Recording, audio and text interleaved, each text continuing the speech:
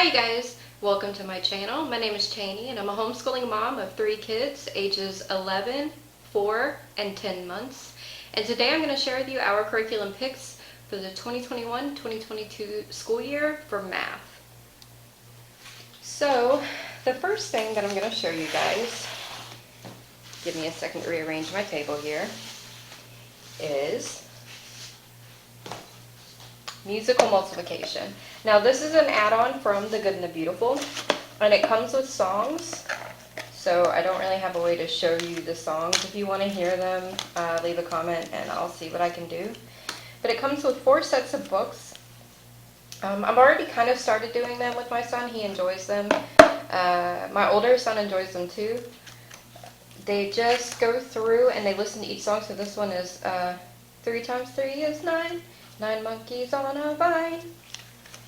You guys like my singing voice? My older son likes this song. It's 6 times 6 is 36. Dad has 36 clocks to fix. And he likes to sing that to my husband.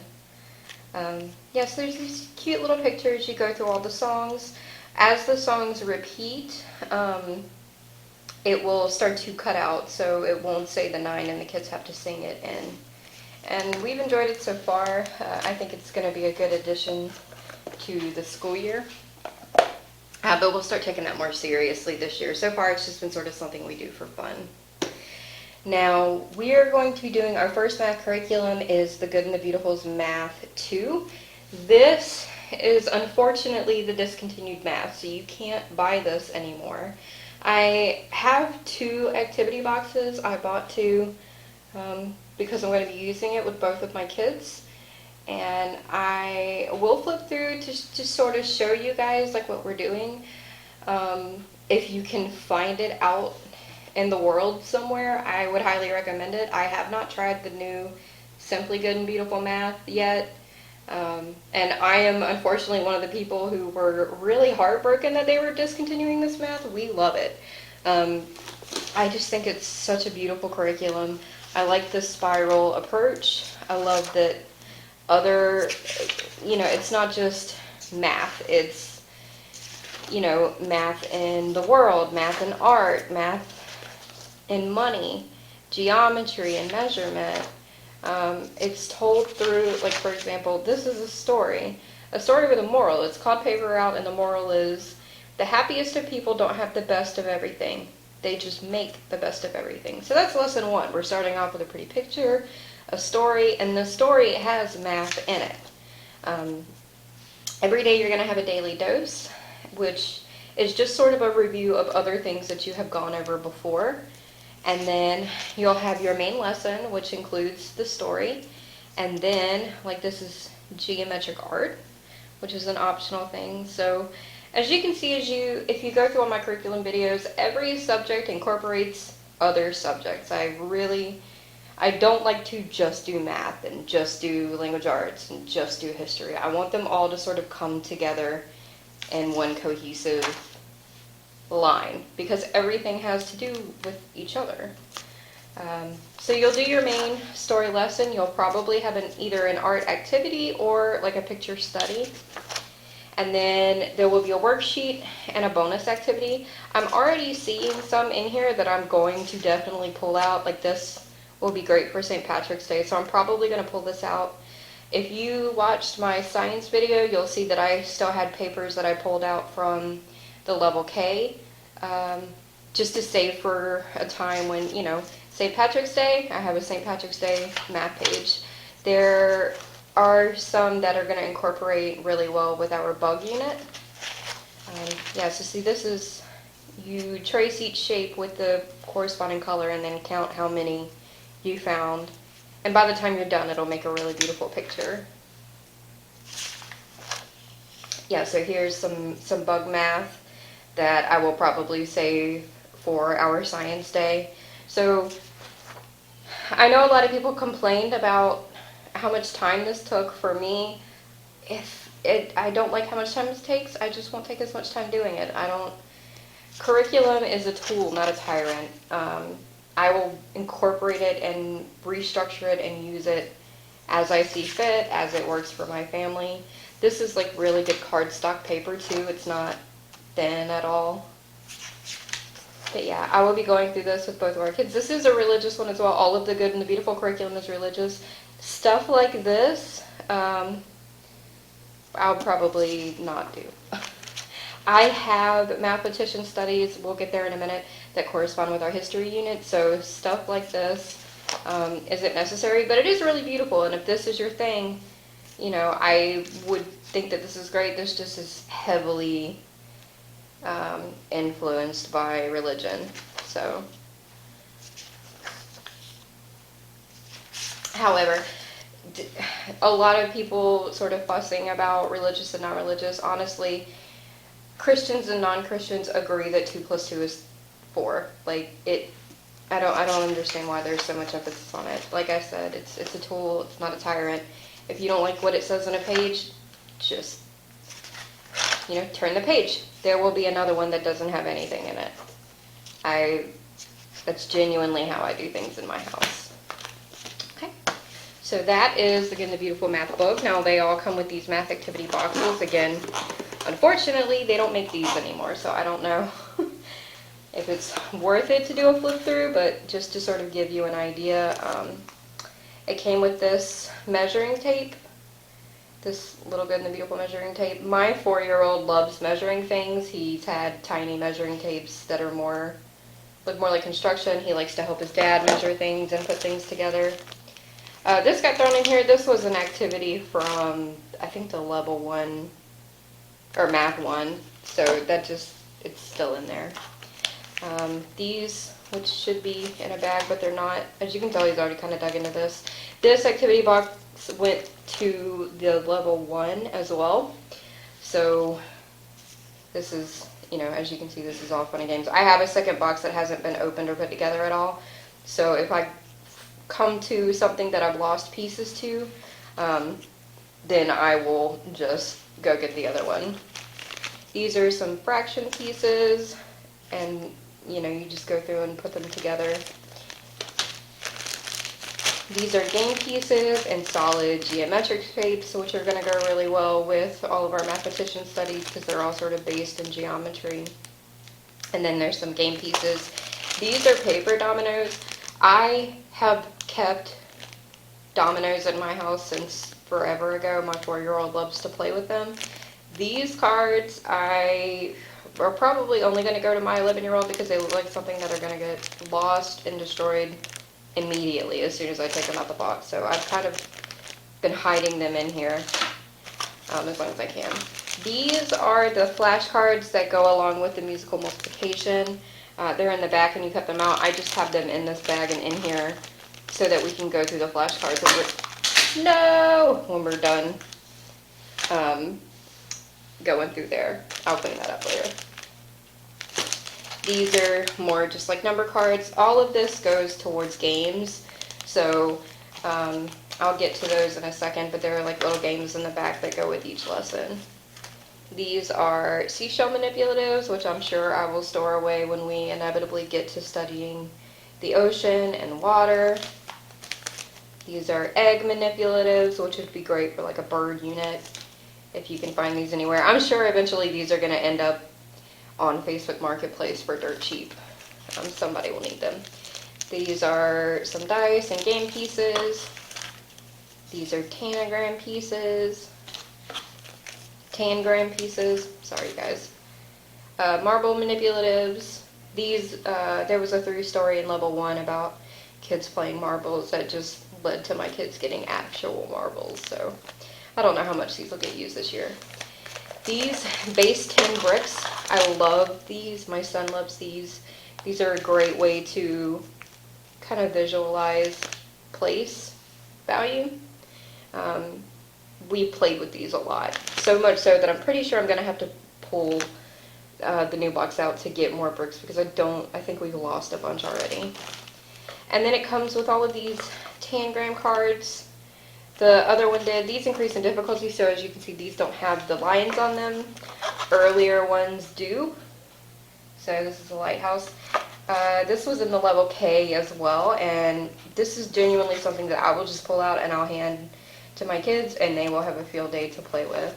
So this is something that I have to save for the end of the day because they will do this for the rest of the day if I let them. More Tangram cards. There's so many. I know that it eventually gets to somewhere in here, like real world. Oh, it's behind there. Okay. Like real world Tangram pieces. This is the marble game board, and then this is the tins bricklaying in progress. So you put the bricks here, and then we would write with a dry erase board. I think it's working. With a dry erase board on the top, you know, however many, what the number was. But my kids are at a point now where they can just eyeball it, and they know how many there are. There are other little pieces in here. These are all the game instructions. There's more Tangram. It comes with a little clock. More Tangram pieces. These go with the place value chart that I have in the level K. We really don't use it. It requires a lot of paper, and doesn't spark joy, so I don't do it. See, here's the real world. So you got like a cowboy, kangaroo, giraffe, all those things, and then it moves into like these, where it's just a million different ways to look at it. Here's more game boards to go with all the different games. 100 chart, 10 frames. Oh, what was that? Oh, that was a brick. More pieces, subtraction slides. I know we played an addition game somewhere, Castle Towers. Oh, this would go great with like a medieval unit study. Barnyard Bonanza, ladder races. We have played Subtraction Street before, and my younger son really liked it. Doubles Dash, wheel races, and then here's some number lines, more 10 frames, more 10 frames. And then this is Sally's Seashell store. So, yeah. So there is all of that. A really great way to teach math to your kids is to not set it up like it's math, honestly. Doing it through games and through visual pieces is honestly, it is the best way. My younger son is 4 years old, and he can do all of this just fine. It's just a matter of not presenting it to them as like this really hard thing, honestly. That's in my opinion, in my experience. I know all kids are different. Honestly, you know, as you can tell, I have an 11-year-old that's doing the same math. I always condense where I can. So if we can all be doing the same subject at the same time, we will be, and it's fine. Geometry is geometry. It doesn't matter if you're 4 or if you're 11 or if you're 20. Geometry is going to be geometry. I'll clean the multiplication cards up later. Okay, so that is all the good and the beautiful resources that I'll be using. And again, unfortunately, this is the discontinued version. There is still good and the beautiful math. I just have no experience with it. But we have used the level K through 2. This year we'll be doing the level 2 of the old math, and I have absolutely loved every step of it. My son has loved every step of it, and I wish I could continue with it. So the next thing I'm going to show you is Beast Academy. This is the other thing that we will be doing. We will all be doing this together. Well, I say all.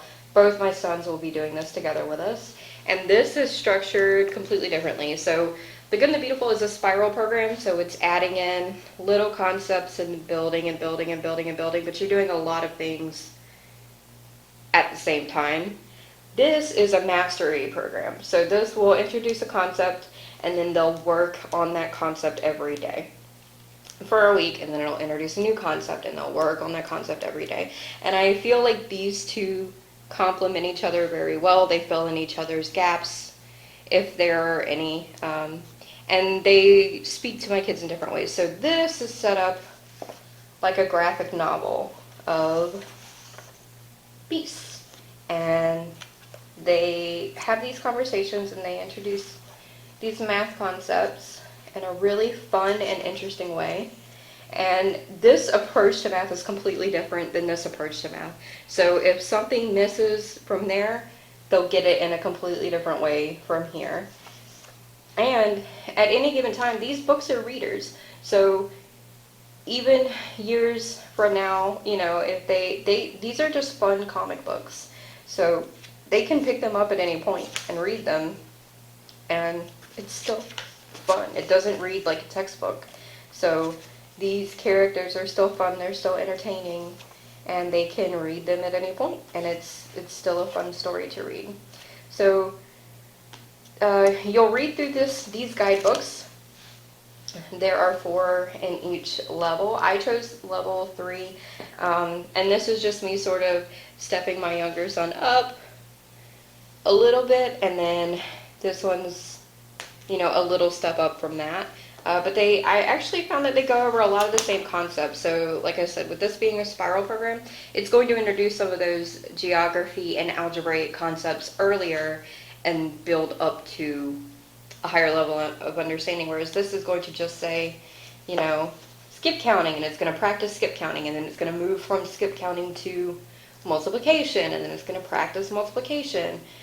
So it's a very thorough, very rigorous math approach. And then these are the workbooks that come along with it. So you're going to read to a certain point in the math guide, or you can read the whole chapter and then go here. I will, you know, I'm taking a much slower approach, so I will read a little bit and then we'll move to the workbook. So the workbook's not quite as colorful and attractive, but it is still really fun. So you'll have some worksheets that go along with the concept that is introduced, and it will build and build and build. Like, it'll introduce a concept, they'll master it. They'll introduce a new one, and they'll master it. And again, this is just a really fun approach. It approaches math in ways that I've never seen it approached. Don't let the fact that the worksheets aren't in color fool you that this is not as fun as, say, The Good and the Beautiful would be. This is a really different way to look at math, but it's a very rigorous way to look at math. So, like, see,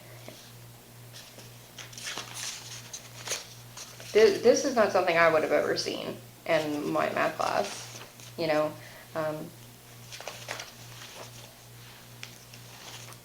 Yeah, so there's that. The last thing that came with the Beast Academy that I opted to get, so this is like the full course set, is the puzzles. Now these are just basically brain teasers. Some are above the level that they're at right now, some are below. Each one starts out easy and gets more and more and more and more and more difficult as it goes on. This isn't required, I just kept it for, just like I do with logic, you know, this might be something we do on the days that we do logic as our math.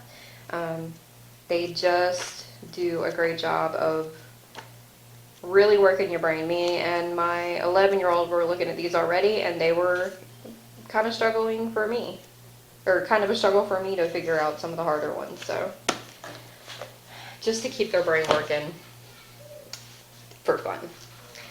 And the last thing I'm going to show you is all of our read-alouds. So I have one that goes along with our science, and the rest go along with our history.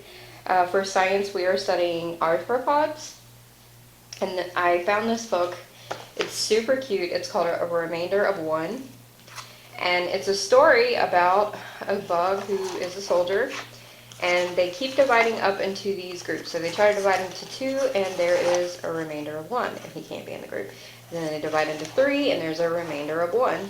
And it goes like that until they divide into groups of 5.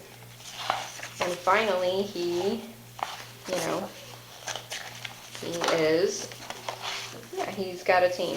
I thought it was a really sweet story and a really cute way to introduce the concept of division and remainders. So we will be reading through that along with that. The next to read aloud that I have is Pythagoras and the ratios. All of these books are going to go along with our history curriculum. We are in ancient history. And so when we get to ancient Greece, ancient Rome, we'll start to study these mathematicians. So this is a book about Pythagoras. If you don't know who he is the reason we have the Pythagorean theorem. And it's just a picture book about ratios and the story of Pythagoras. So I'm excited to get to that. I'm going to throw that over here with the read aloud. The next book I have is Euclid, the man who invented geometry. I took Euclidean geometry. It was one of my favorite math subjects in high school, but I never learned about Euclid. So this book is really fun. It's full of jokes that made me laugh out loud. It's a little chapter book, but it's a super easy read, and everyone should laugh. Up next, I have Mummy Math, An Adventure in Geometry. This is a cute little picture book as well. It introduces the geometric shapes in a really fun way. We'll read this when we're going through ancient Egypt. And yeah, it's just two kids who have a little adventure and they have to figure out the names of the different shapes. Up next, we have The Librarian Who Measured the Earth. This is about Aristophanes. And again, it's a picture book. This one's a little bit meatier. So, I'm trying to get things that will speak to my 4-year-old and things that will speak to my 11-year-old.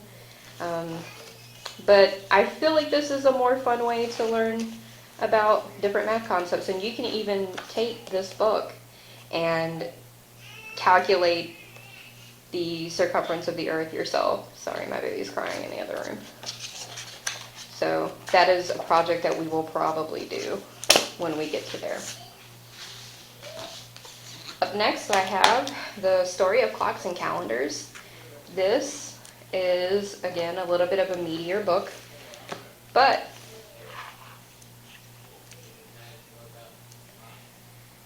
I really think this is going to be interesting. This level starts to get really in depth with time telling, and this goes through different time zones, different types of clock, different ways that we viewed time, different calendars, and I just thought that would be a really great way to look into why we tell time the way that we do and different ways that we've tried before. Along the same line, I have The History of Counting. And this is another meaty book, but it goes through all the different ways that we have counted, the different number systems we've used, how they came to be, why we stopped using them, why we still use them, different forms of measurement. And this is one of the things that I'm super excited about. I never learned any of this. There is one more book that unfortunately isn't here yet, and I just didn't have time to wait for it to get here, that is about Roman numerals. But it won't be here until a little later, so I didn't want to wait to make the video. The last thing that I have to show you is this Warlord Series. This is an entire series in mathematical concepts, and it's based in ancient China. So each one covers sort of a different topic. This is the Warlord's Puzzle, and this is a story about tangrams and, how they came to be. There is a tangram in the back. Well, this is a fictitious story. Hold on, let me not confuse you. These are all fictitious. But they're cute storybooks. They introduce all these different math concepts. Yeah, there's a tangram in the back. You can make a copy of this and cut them out, and so the kids can try to figure out the Warlord's Puzzle as you're reading the story, which I thought was really cool. The Warlord's Alarm. I have this whole series, so I'm not going to get too involved in it, but each one covers a different concept. A lot of it is like, well, I don't know. There's actually a few different mathematical concepts that it goes through.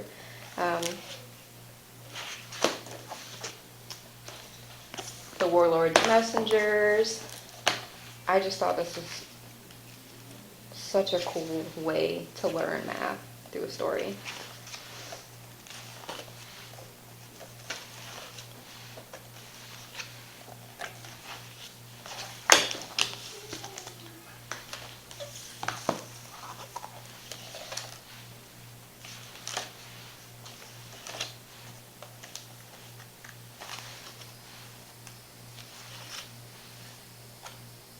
to see. It's a square. Yeah. Warlord's kites, the Warlord's fish. They all too include like a way for you to do things yourself as well. So see, this one says you can make your own fish compass, and it tells you how to do it. And the Warlord's beads. This deals with place value and things being in the 10 place. It uses a reckon rack. I think it's like a method of, he has to count so many in a quick way. So they use a reckon rack to keep count of 10s places and 1s places, and it's a faster way of counting.